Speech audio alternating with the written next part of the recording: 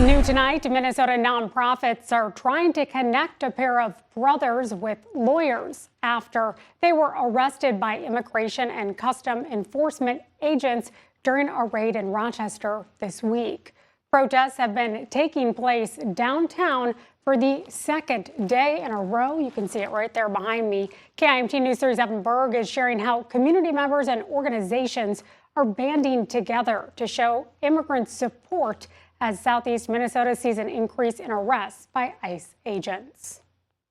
It's day 2 of a series of protests that were started in response to a series of arrests made by Immigration and Customs Enforcement here in Rochester.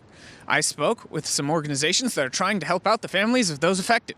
One of their main focuses is a pair of brothers who worked at Nupa Mediterranean Cuisine in Rochester, who are currently being held in Freeborn County. Estamos también tratando de darle. As community, we are looking for ways to support these families and bringing them food and other things that they might need and connecting them with local resources.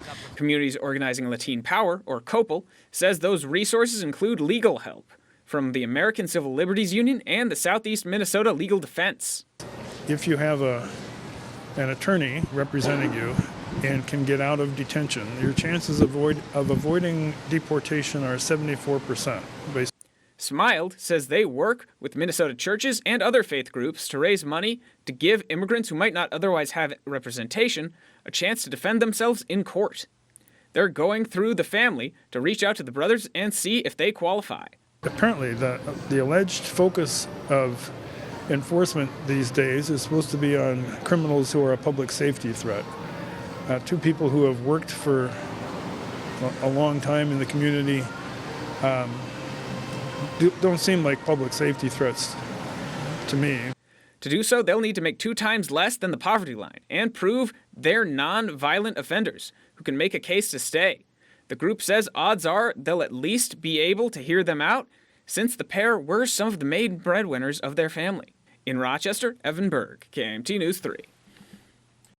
COPL Minnesota says it's currently helping several families from Rochester and Austin whose loved ones have recently been detained by ICE. The group is planning another protest tomorrow in Austin.